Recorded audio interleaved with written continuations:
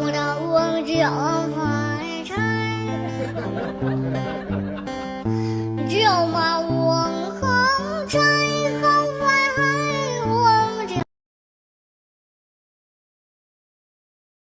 Màu hồng màu xanh người hãy nói rằng chỉ cần em từ nay thôi. Oh my god. Mùi hương em nồng say, một chút martini, hòa cùng một chút Armani.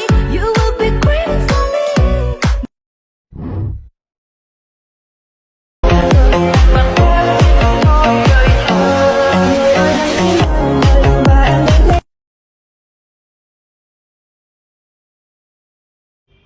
Em kia nhìn ngon phết. Chắc là anh muốn chết. Em nói gì cơ? Thế anh vừa bảo gì cơ?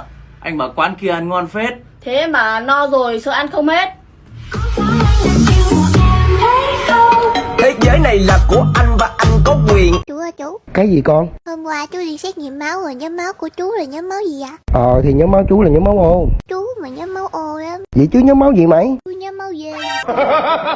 Chú dê hồi nào mà con nói vậy? Chú gì nữa, chú già rồi mà còn mê gái nữa.